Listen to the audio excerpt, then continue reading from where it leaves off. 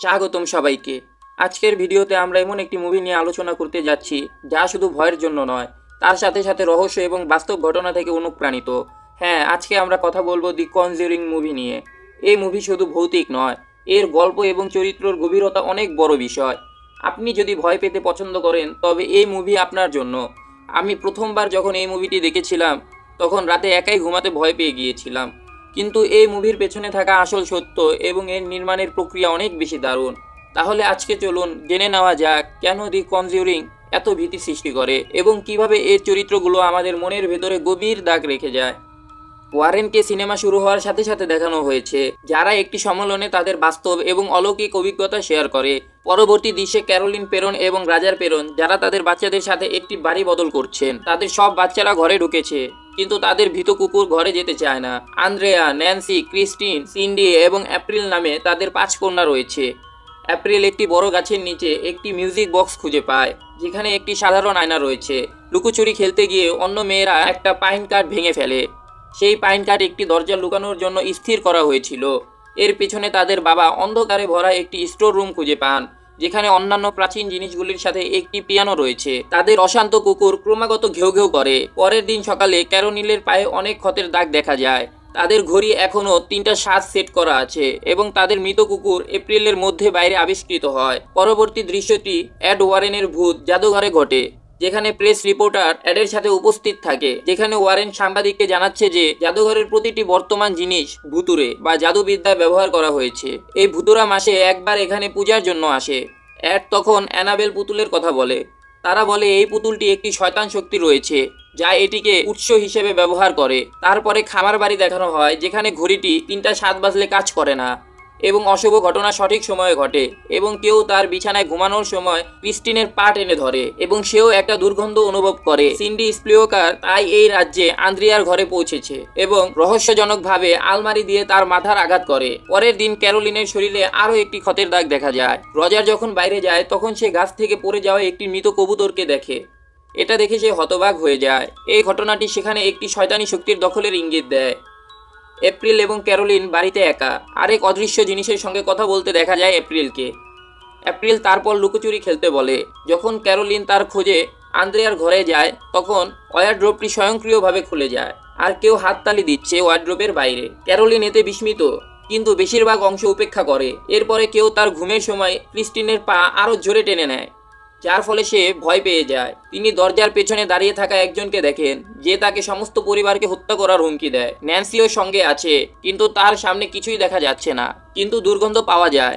তারপর ক্রিস্টিন রজারকে তা বলে এবং ক্যারোলিনের সমস্ত পরিবারকে দেখানো হয় যে তার শরীরে অনেক ক্ষতের দাগ রয়েছে।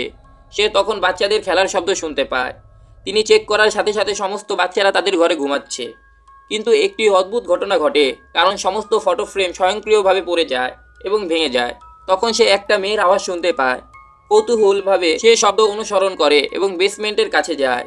তাকে অবাক করে দিয়ে বেসমেন্টের দরজা নিজেই খুলে যায়। বেসমেন্টে গিয়ে যখন ক্যারোলিন পালানোর চেষ্টা করে তার দরজা স্বয়ংক্রিয়ভাবে বন্ধ হয়ে যায়। ক্যারোলিনকে সিঁড়ি থেকে নামানো হয় এবং কেউ একজন তার দিকে একটি বল ছুঁড়ে মারে। ক্যারোলিন আবার পালানোর চেষ্টা করে, কিন্তু সেখানে অন্ধকার বিরাজ করে। তারপরে ক্যারোলিন জিনিসটিকে দৃশ্যমান করার জন্য ম্যাচ জ্বালিয়ে দেয়। পিছনে একটি হাততালি দিয়ে মেয়েটি তাকে ভয় দেখায়। ক্যারোলিন সেখানে আটকা পড়ে যায়। আন্দ্রেয়ার ঘরে পৌঁছে সিন্ডি আলমারি দিয়ে তার মাথায় আঘাত করে। এটি দেখে আন্দ্রেয়া সিন্ডিকে ঘুমের জন্য তার বিছানায় নিয়ে যায়। হঠাৎ ওই আলমারির দরজা আপনা আপনি খুলে যায়। আন্দ্রেয়া চেক করার জন্য ওয়ারড্রোব খোলে। একটি মহিলা ভূত আলমারির উপরে থাকে এবং তার উপর আক্রমণ করে। রজার সাথে সাথে সেখানে পৌঁছে যায় এবং আশেপাশের কারো কান্নার শব্দ শুনতে পায়। প্রথমত সে ক্যারোলিনকে বের করে বেসমেন্টের দরজায় আনে। বেসমেন্টের বাইরে এসে দুজনেই উপরে যায় এবং সেখানে বাচ্চাদের এক জায়গায় জড়ো করে। এখন তারা সবাই ভয় পায়। পরবর্তী দৃশ্যে একটি বিশ্ববিদ্যালয় দেখানো হয় যেখানে এড ওয়ারেন প্রকৃতির উপর ভিত্তি করে একটি বক্তব্য দেয় এবং ক্যারোলিনও একজন লিস্টনার হিসেবে থাকেন। বক্তৃতার পরে ক্যারোলিন এড ওয়ারেন এবং লরেন ওয়ারেনকে তার বাড়িতে আমন্ত্রণ জানিয়ে চলে যান। এটিতে এড এবং লরেন তার বাড়িতে যান। ক্যারোলিন এবং রজার পুরো গল্পটি প্রকাশ করে যে পরিস্থিতি আরও খারাপের দিকে যাচ্ছে। তারা ঘরে দুর্গন্ধ পায়। এক রাতে 3বার দরজা ধাক্কা দেওয়া হয় এবং সকালেও বন্ধ করা হয়। আর ঘরে ঘরে আসা পাখি তাদের বাগানে মৃত অবস্থায় পাওয়া যায়। বাড়ির সব ঘড়ি 3টা 7 বন্ধ হয়ে যায়। এড তাদের জবাব দেয় এই ঘটনাগুলি এখানে শয়তানের উপস্থিতির ইঙ্গিত দেয়। তারপরে তারা বেসমেন্টে চলে যায় এবং সেখানে গিয়ে তারা বুঝতে পারে এখানে কিছু রয়েছে এবং সেখানে অনেক মন্দ ঘটনা ঘটেছিল। ক্যারোলিনের কাছ থেকে সমস্ত ঘটনা জিজ্ঞাসা করে অ্যাড সব কিছু রেকর্ড করে নেয়। অন্যদিকে লরেন এপ্রিলের বন্ধু সম্পর্কে তদন্ত করে। এটিতে এপ্রিল তাকে মিউজিক বক্সে তুলে দেয়। সঙ্গীত বাজানোর সময় লরেন তার আয়নার একটি ছোট বাচ্চা ররির আত্মা লক্ষ্য করেন, যার সম্পর্কে তিনি এপ্রিল থেকে জিজ্ঞাসা করেছিলেন। তারপর তারা সেই গাছের কাছে যায়, সেখানে তারা এই সঙ্গীত বক্সটি আবিষ্কার করেছিল। লরেন সেই ভূতের দিকে চোখ রাখে যা এই পরিবারকে উত্ত্যক্ত করছিল। তারপর লরেন প্রকাশ করে এই বাড়িটি একটি বিশাল শয়তানের আবাস, এখানে আসছে সে তাদের শনাক্ত করেছে। এটি একটি কালো শয়তান, শক্তিশালী আত্মা। তিনি বলেছেন যে তিনি ক্যারোলিন, রজার এবং সমস্ত বাচ্চাদের পেছনে অন্ধকার চিত্রটি দেখেছিলেন। ভূতের অন্ধকার ফিগার তাদের সাথে থাকে যা তাদেরকে বিরক্ত করে। এটি তাদের সাথে আটকে গেছে। যদি তারা চলে যায় তবে এটি তাদের অনুসরণ করা বন্ধ করবে না। অ্যাড তখন তাদের জানায় যে এখানে এক্সোরসিজম করা হবে এবং এখান থেকে তাদের চার্জের অনুমতি প্রয়োজন। প্রথমত তাদের গির্জার কাছে প্রমাণ দিতে হবে, তারপর অনুমতি দেওয়া হবে। লরেন বলেন অসংখ্য ভূত আছে এবং তাদের মধ্যে একজন দুষ্ট ভূত। অ্যাড রাতে রেকর্ডটা বাজায়, কিন্তু সে শুধু তারই ভয়েস শুনতে পায়। রজার এবং ক্যারোলিনের কোনো রেকর্ডিংই নাই। আর লরেন অ্যাডকে এই জায়গায় ইতিহাস বলে। একজন লোক এখানে একটি খামার বাড়ি তৈরি করেছিল। তিনি একজন মহিলাকে বিয়ে করেছিল যিনি কালো শিল্পে বিশ্বাস করতেন। এমনকি তিনি এটি একটি বানান নিক্ষেপকারী ছিল। তার নাম বাথশেবা এবং সে একটি শয়তানকে হত্যা করতে যাচ্ছিল এবং সে তার 7 দিনের সন্তানকে পুড়িয়ে বাথশেবাকে বলি দিয়েছিল। আর যখন তার স্বামী তার কাছে সাক্ষী হয়ে বাইরে ছুটতে থাকে তখন সে গাছের সাথে ঝুলে আত্মহত্যা করে। এই ঘটনার পর রোরি নামের এক শিশু হারিয়ে যাওয়ায় সেখানে অনেক মৃত্যুর ঘটনা ঘটে। তার দুঃখে ডুবে তার মা ওই বাড়ির স্টোর রুমে আত্মহত্যা করেন। অন্যথায় একজন প্রতিবেশীও আত্মহত্যা করেছে এবং সেখানে একটি পুকুরে ডুবে একটি শিশু মারা গেছে। তাদের কথোপকথনের সময় রেকর্ডার নিজেই বাজানো হয়। এখন ভূতের ভয়ঙ্কর শব্দের সাথে অ্যাড কণ্ঠস্বর শোনা যাচ্ছে। সময় এখন 3:07 PM। পরের দিন অ্যাড এবং লরেন রজারের বাড়িতে যান এবং সমস্ত প্রমাণ সংগ্রহ করেন যাতে তারা গির্জার কাছে তা দেখতে পারে। একটি পুলিশ অফিস এবং একটি ছেলে ব্রাড তাদের বাড়ির আশেপাশে ভয়েস রেকর্ডার এবং ক্যামেরা সেট করতে সাহায্য করে এবং লরেন ক্যারোলিনের পরিবারের ছবির ভিতরে লক্ষ্য করে এবং তার শক্তি ব্যবহার করে তৈরির এই বিশেষ মুহূর্তটি বুঝতে পারে এবং অ্যাড সেখানে উপস্থিত থাকলে শয়তানি শক্তিগুলোকে বিরক্ত করার জন্য সমস্ত ঘরে পবিত্র জল ছিটিয়ে দেয় এবং তার কর্ম রেকর্ড হতে পারে। হঠাৎ বেসমেন্টের দরজা খোলা হয়। অ্যাড এবং লরেন সেখানে চলে যায়, কিন্তু কিছুতেই তারা বাইরে আসতে পারে না। যখনই তারা বাইরে আসতে যায় তখনই দরজাগুলো অটোমেটিকভাবে বন্ধ হয়ে যায়। তারা প্রমাণ পায় না, সে রাতেই কিছুই খুঁজে পায় না তারা। আর পরদিন সকালে সবাই খুশি মনে নাস্তা করে। অ্যাড বলে ক্যারোলিনকে একটু বিশ্রাম নিতে, আমি লরেনের সাথে সবকিছু পরিচালনা করব। লরেন যখন জামা কাপড় শুকিয়ে নিচ্ছে তখন সে দেখতে পায় বাথশেবা কাপড়ের পিছনে দাঁড়িয়ে আছে। হঠাৎ সে জামাটা উড়ে গিয়ে ক্যারোলিনের বেডরুমের জানালার সাথে আটকে যায়। জামা কাপড় উন্মোচিত হওয়ার সাথে সাথে লরেন বাথশেবার ভূতকে দেখে। লরেন সেখানে পৌঁছানোর আগে বাথশেবা তাকে জাদু করে এবং এখন শয়তান মুহূর্ত শুরু হয়েছে এবং এই জঘন্য মন্দ আত্মা প্রথমে পুলিশ অফিসার ব্রাড একটি মেয়ের কণ্ঠ শুনতে পান এবং অবিলম্বে তিনি আত্মহত্যাকারী দাসীকে দেখতে পান এবং এটি পুলিশ অফিসারকে ভয় পায় এবং ন্যান্সি তারপর ঘুমন্ত অবস্থায় আন্দ্রেয়ার ঘরে যায় এবং সেই ঘরের দরজাটি তালাবদ্ধ থাকে। ন্যান্সির ঘুমে হাঁটার ছবি ক্যামেরায় বন্দী হয়। এটা স্পষ্ট যে ন্যান্সি ছাড়া অন্য কেউ ছিল। ন্যান্সি যখন ঘরে থাকে তখন সে একটি বাচ্চার কণ্ঠ শুনতে পায়, নিজেকে লুকিয়ে রাখে। সবাই সেই ঘরের দিকে ছুটে যায়, কিন্তু তারা কোনো শিশু বা ন্যান্সিকে খুঁজে পায় না। এক টর্চের আলো দিয়ে খুঁজে এবং তাকে দুটি দেয়ালের মধ্যে একটি খালি জায়গায় খুঁজে পাওয়া যায়। এপ্রিল লরেনকে জানায় রবি যখন ভয় পায় তখন সেখানে নিজেকে লুকিয়ে রাখে। লরেন তৎক্ষণাৎ সেই জায়গায় পৌঁছায়। তিনি বাচ্চাটির খেলনা, বাদ্যযন্ত্রের জায়গা এবং বাথশেবা তার আত্মহত্যায় ব্যবহার করেছিলেন এমন একটি দড়ি পর্যবেক্ষণ করেন। হঠাৎ সেখানে একটি কাঠ ভেঙে যায় যা লরেনের পতনের কারণ হয় এবং তিনি একটি স্টোর রুমে চলে যান। মিউজিক বক্সের দিকে তাকিয়ে তিনি রোরির মায়ের তিক্তভাবে কাঁদতে থাকা আত্মার লক্ষ্য করেন। রোরির মা ভূত এই বলে অদৃশ্য হয়ে গেল, এটা আমাকে এমন করতে বলেছে। বাথশেবার ভূতও সেখানে আছে যা লরেনকে ভয় পায়।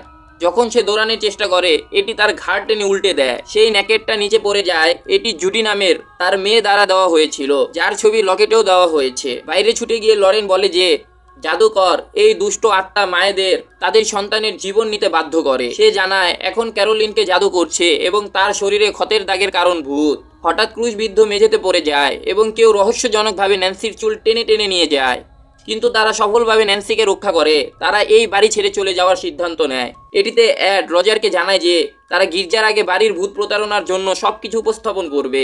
এদিকে লরেন তার মেয়ে জুডির কণ্ঠস্বর শুনতে পায় এবং পুলের মধ্যে তার মৃতদেহ দেখতে পায়। এটা দেখে সে ভয় পেয়ে যায়। তিনি তার মেয়ের জন্য বিরক্ত হন এবং অ্যাডিকে বলেন এটি একটি ইঙ্গিত। পরের দিন অ্যাড এবং লরেন বাবার কাছে বাড়িতে ঘটে যাওয়া সমস্ত ঘটনা বর্ণনা করে, তাদের সংগ্রহ করা সমস্ত প্রমাণ উপস্থাপন করে।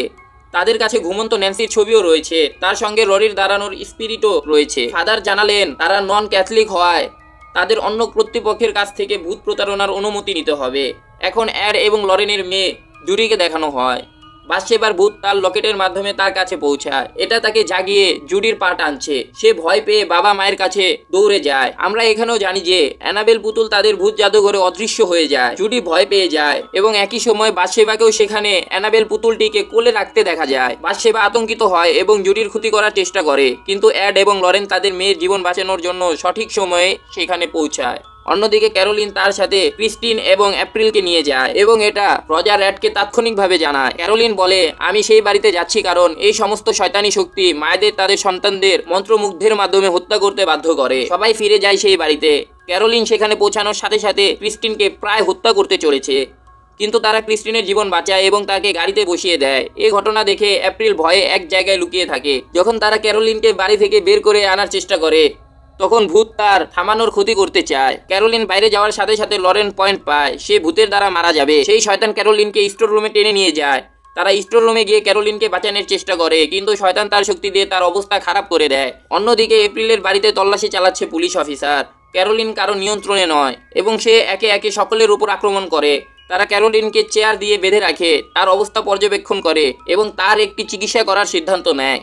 যেহেতু অ্যাড এক্সোসিজম শুরু করে এবং এই চিকিৎসার ফলে এই শয়তান বাথশেবা তার নিয়ন্ত্রণ হারিয়ে ফেলে এবং শয়তান শক্তি আরও শক্তিশালী হয়, কিন্তু এই চিকিৎসা সঞ্চালন অব্যাহত থাকে।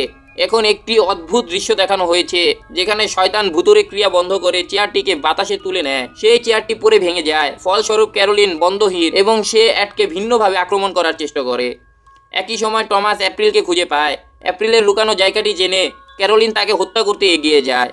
ক্যারোলিন তাকে হত্যা করার আগে অ্যাড সেখানে পৌঁছে তার ভুতুরে কাজ সম্পন্ন করে। অ্যাডের শপথ নিয়ে বাথশেবা চলে যেতে সম্মত হন এবং ক্যারোলিন এখনও শয়তান দ্বারা জাদু করা হয়। লরেন এবং রজার তখন তাকে সাহায্য করে। তারা তার সন্তান এবং পরিবারের স্মৃতি দিয়ে তাকে শক্তিশালী করে যাতে সে এই ভূতের সাথে যুদ্ধ করতে পারে। অবশেষে তার বাচ্চাদের সাথে তার পরিবারের ভালোবাসা জিতে এবং সেই শয়তান ভূত অনিচ্ছাকৃতভাবে ক্যারোলিনকে মুক্ত করে এবং চলে যায় এবং ক্যারোলিন তার স্বাভাবিক অবস্থায় আসে এবং তারা একটি সুন্দর জীবন শুরু করে। এপ্রিল লরেনের লকেট ফেরত দেয় এবং অ্যাড সেই মিউজিক বক্সটি তার মিউজিয়ামে রাখে। এখানেই মুভিটি শেষ হয়ে যায়। আশা করি আজকের ভিডিওটি আপনাদের ভালো লেগেছে এবং দি কনজিউরিং মুভি সম্পর্কে নতুন কিছু জানতে পেরেছেন। এই মুভির ভীতি, রহস্য এবং চরিত্রগুলোর গভীরতা নিয়ে আলোচনা করার মাধ্যমে আপনি নিশ্চয়ই এক নতুন দৃষ্টিকোণ থেকে এই রহস্যময় জগৎটি অনুভব করতে পারবেন। যদি ভিডিওটি আপনার ভালো লেগে থাকে তাহলে দয়া করে একটি লাইক দিন এবং চ্যানেলটি সাবস্ক্রাইব করতে ভুলবেন না। এতে আপনাদের সমর্থন পেলে আমি আরও নতুন নতুন মুভি বিশ্লেষণ নিয়ে আসতে পারবো। এছাড়াও নিচে মন্তব্য করে জানাবেন পরবর্তী কোন মুভি নিয়ে ভিডিও দেখতে চান।